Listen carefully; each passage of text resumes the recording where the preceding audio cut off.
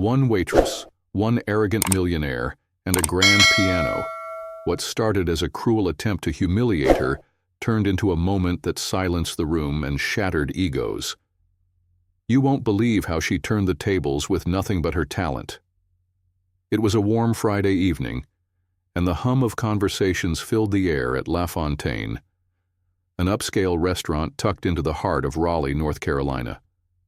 The clinking of glasses, the soft footsteps of servers, and the faint strains of jazz from a corner piano created an ambiance of refined indulgence.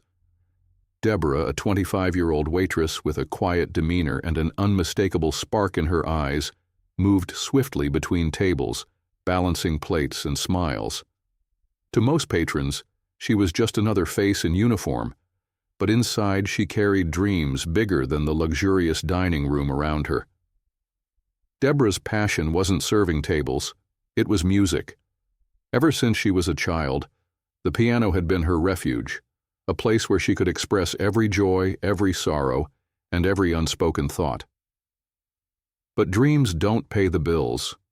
Working long shifts at La Fontaine was a necessity, a stepping stone toward the music academy she longed to attend.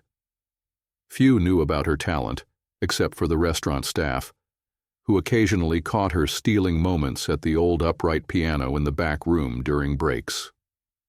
That night, as the evening rush began to settle, the door swung open, and in walked Leonard.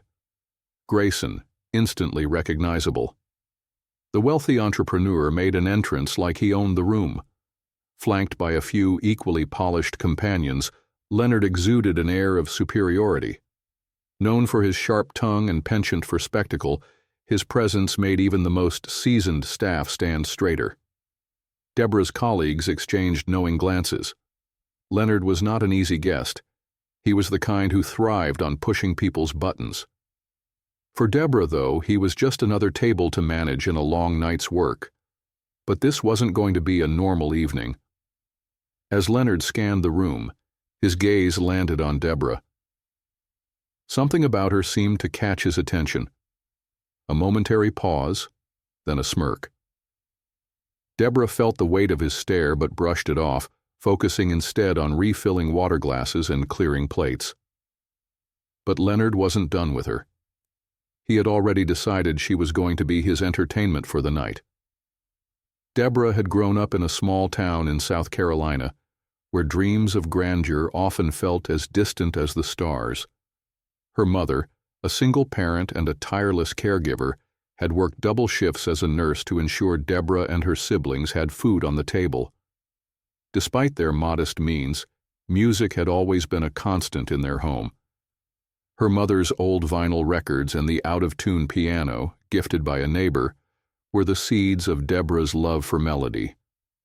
That piano became her escape while other kids played outside. Deborah spent hours teaching herself to play. She mimicked the songs on the radio, then ventured into classical pieces she found in second-hand music books. Her talent didn't go unnoticed. She played at church, school recitals, and community events. But recognition couldn't mask the financial hurdles that loomed over her dreams. By the time she turned 18, the reality was clear. A professional music career would have to wait. Scholarships didn't come through, and family responsibilities took precedence. Deborah packed away her concert ambitions, replacing them with the practicality of earning a living. Yet she couldn't entirely give up. The piano was more than a dream, it was her identity. When she moved to Raleigh a few years ago, Deborah sought out a job at La Fontaine, not just because of the pay, but because of the grand piano tucked into the corner of the restaurant. Even though she rarely had time to play, just knowing it was there gave her a sense of comfort. Music hadn't left her. It was simply waiting. That night, as Leonard and his entourage took their seats, Deborah approached their table, balancing a tray with practiced grace. Leonard ordered a top-shelf scotch and cracked a joke loud enough for the nearby tables to hear. Deborah offered a polite smile as she took their orders, her voice steady despite the strange energy radiating from him. "Deborah, huh?" Leonard said, glancing at her name tag. Sounds like someone with a lot of hidden talents." The comment caught her off guard, but she nodded politely and stepped away to place their orders. She didn't notice the knowing grin he shared with his companion, nor the way his eyes followed her every move. But Leonard wasn't just observing. He was planning. And Deborah would soon find out exactly what that meant. Deborah would soon find herself at the center of a spectacle she never asked for. The night carried on like any other, with the hum of laughter and the clinking of silverware filling the room. Deborah kept her pace steady, avoiding Leonard's gaze as she moved between tables. She had dealt with difficult customers before, but something about him felt different, not just rude but calculated. His presence loomed like a shadow, making her uneasy in a way she couldn't quite shake.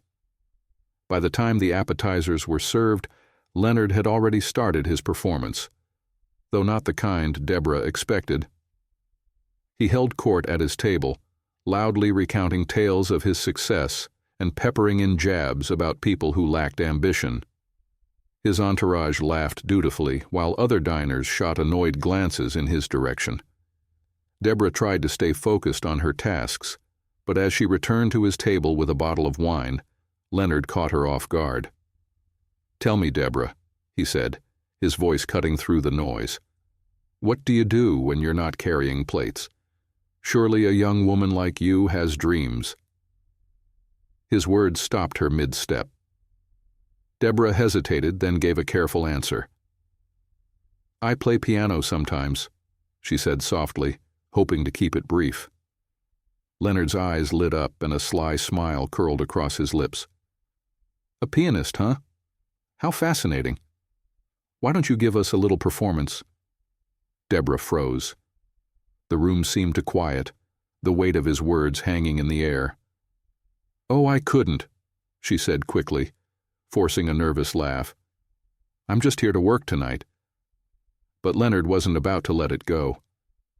"Nonsense," he declared, his voice booming. "There's a piano right there in the corner. Show us what you've got. Surely a future star like you isn't afraid of a little audience?" His companions chuckled, clearly enjoying the show. Other diners turned their heads, curious about the commotion. Deborah's chest tightened. She could feel the heat of their stares, the silent judgment waiting to unfold. She wanted to say no, to walk away, but Leonard's challenge hung in the air, daring her to rise to it or crumble under its weight. "I really shouldn't," Deborah stammered, glancing around for support, but even her colleagues seemed hesitant to intervene. Leonard leaned back in his chair, sipping his scotch with a smirk. "Ah, I see," he said mockingly.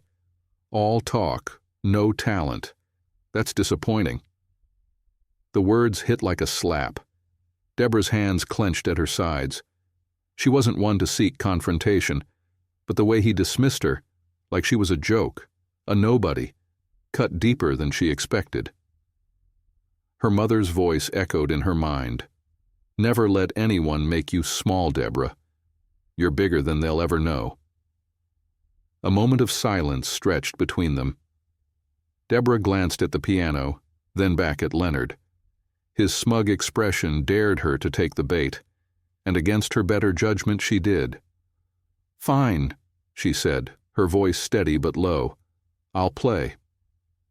The room bristled with anticipation as Deborah walked toward the piano, each step carrying the weight of both fear and defiance. The dining room seemed to hold its breath as she approached the gleaming grand piano. The soft glow of the chandelier above cast a spotlight on her, isolating her from the murmuring crowd. The crowd watched in silence.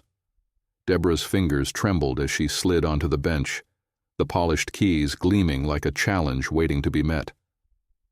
Behind her, Leonard leaned back in his chair, the picture of smug satisfaction, as though he had already won whatever game he was playing. She closed her eyes for a moment, steadying her breath. Her heart pounded so loudly she could barely think.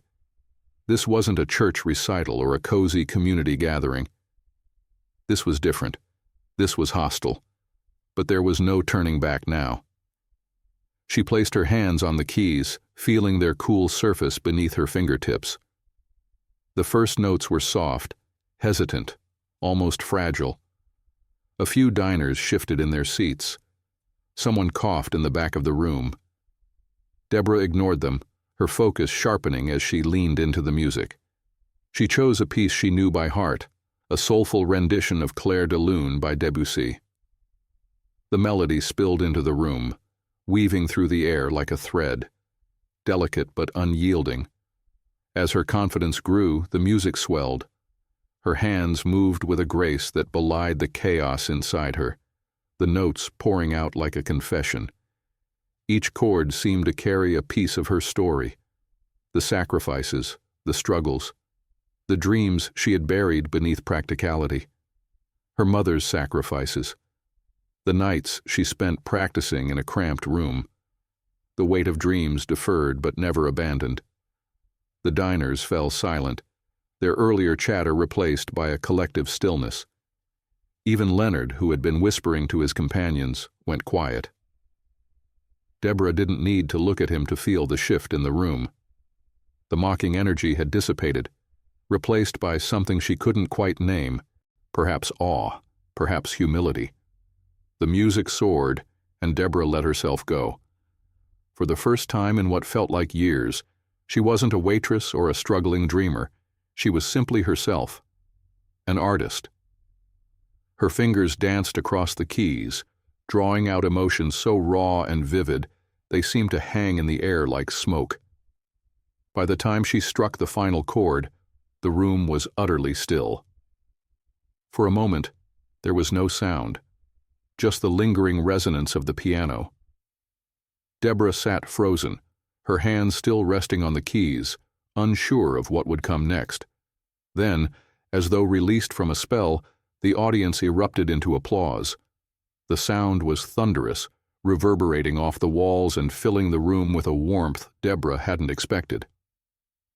Some diners stood, clapping with a fervor that brought tears to her eyes. Her co-workers, who had been watching from the sidelines, joined in, their faces lit with pride. Leonard, however, remained seated. His smirk was gone, replaced by an expression Deborah couldn't quite decipher, part shock, part discomfort. He raised his hands and clapped slowly, a hollow sound compared to the cheers around him.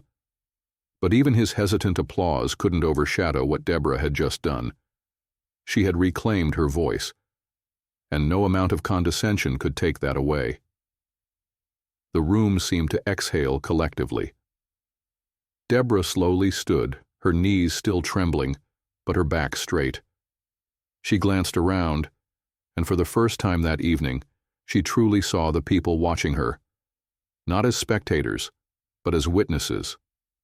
Their expressions carried something new: admiration, respect, even a hint of awe. She didn't look at Leonard right away. Instead, she gave a small, polite nod to the diners who had clapped the loudest, her lips curving into a faint smile. It wasn't pride she felt, but relief. Relief that she hadn't let fear silence her. But then, as though magnetized, her gaze shifted to Leonard. He was still seated, his hands clasped in front of him on the table. The confident smirk he had worn so brazenly earlier was nowhere to be seen. Instead, his face was a mask of forced neutrality, as though he couldn't decide whether to admit his misstep or double down on his arrogance. "Well," Leonard finally said, his voice louder than it needed to be, breaking the fragile silence that had settled over the room. "That was unexpected." He chuckled lightly, though it lacked its usual bravado. "I suppose talent really does come from the most surprising places." The comment landed like a dull thud. His companions exchanged awkward glances, unsure whether to laugh or stay silent. Deborah tilted her head slightly, studying him. His words were meant to be an olive branch, but they were hollow, weighed down by his inability to truly own the moment. Leonard sat in silence. "Thank you," Deborah said, her tone steady and deliberate. There was no warmth in her voice, but no hostility either.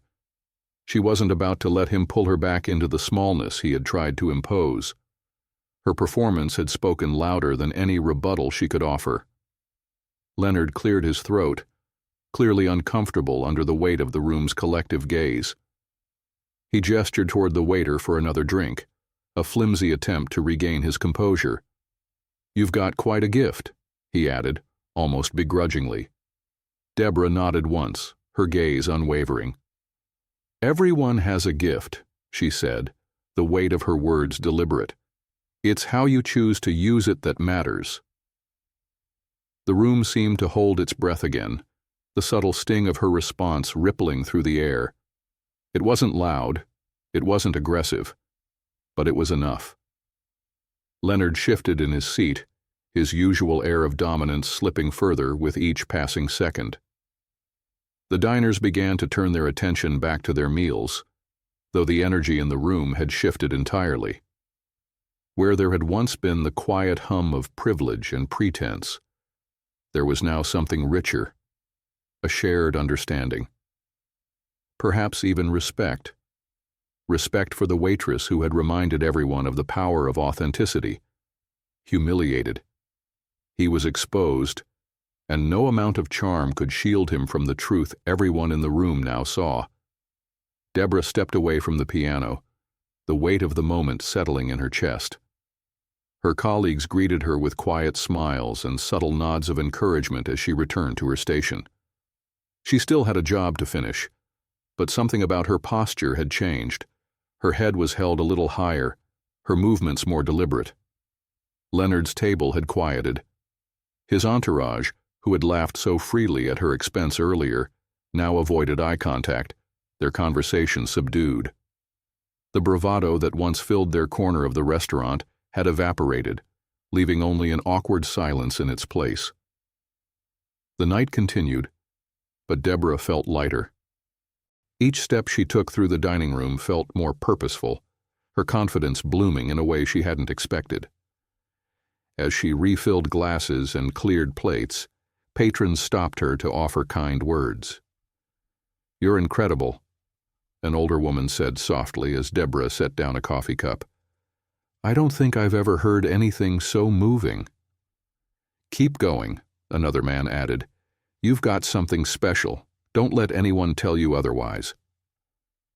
Deborah thanked them with quiet humility, her heart swelling with gratitude. These weren't just compliments. They were validations of everything she had worked for, everything she had dreamed of becoming. Leonard, however, was not so gracious.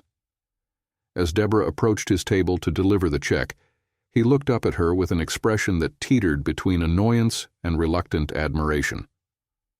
"You've made your point," he said, his tone clipped. "No need to rub it in." Deborah paused, meeting his gaze directly. "It was never about proving anything to you," she replied, her voice calm but firm. "I just wanted to play." Leonard had no response. He fidgeted with his drink, his once commanding presence reduced to an awkward shuffle. The power dynamic had shifted completely, and everyone at the table knew it. As Leonard scribbled his signature on the check, one of his companions, a younger man with a softer demeanor, looked at Deborah and said, "You were amazing. Truly." The sincerity in his voice caught her off guard, and for a moment, she saw a flicker of humanity in a group she had written off as shallow. "Thank you," she replied, offering a small smile before walking away. "Legend," whispered among staff and regular patrons alike. "Did you hear about the waitress who stunned the whole restaurant with her piano playing? Leonard Grayson got put in his place for once." Deborah didn't indulge in the gossip. She simply continued her work, moving through her shifts with a quiet confidence that hadn't been there before. But something had changed, not just in the way people looked at her, but in the way she saw herself. The tips kept coming, as did the occasional word of encouragement from diners who had been there that night. Even her manager, a usually reserved man, pulled her aside one evening. "If you ever want to play here, officially, let me know," he said with an approving nod. Deborah smiled, tucking the offer away for another day. For now, she had a plan. The extra money she had earned went straight toward the lessons she had been putting off. Slowly but surely, she pieced together a path forward, one that didn't involve shelving her dreams for the sake of practicality. And every night, when her shift was over and the world quieted, she would sit at her old upright piano, letting the music pour out of her fingertips, filling the small space with hope. Because now she knew, her talent wasn't just a dream. It was her future. Patrons who had witnessed her performance shared the tale, and word began to spread. A few days later, Deborah received a call from a man who had been dining that night, a music producer visiting from Nashville. He wasn't offering fame or fortune, but a chance to record a demo, a step towards something she had only dared to dream of. Deborah agreed, not because she believed it would change her life overnight, but because it felt like a door opening, one she wasn't afraid to walk through. For years, she had let fear and doubt whisper lies into her mind, telling her she wasn't enough, that her dreams were too big. But now she saw the truth. Resilience and authenticity were her greatest strengths. The incident with Leonard Grayson wasn't just a humiliating spectacle turned victory. It was a reminder of the power of integrity. Leonard, for all his wealth and bravado, had nothing that could diminish her. He represented every voice of doubt she had ever faced, and she silenced him with nothing but the purity of her craft. To anyone watching her story, Deborah's message was clear. Never let someone else define your worth. The world is full of Leonard Graysons, people who project their insecurities onto others to feel powerful. But true power comes from staying rooted in who you are and letting your passion speak louder than their ridicule.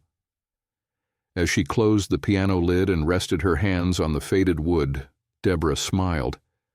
Her journey was far from over, but for the first time it felt like it had truly begun.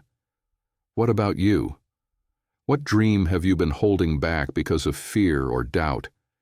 Don't wait for someone like Leonard to test you. Take your step forward now. If Deborah's story inspired you, subscribe for more stories of resilience and triumph. Your story could be next.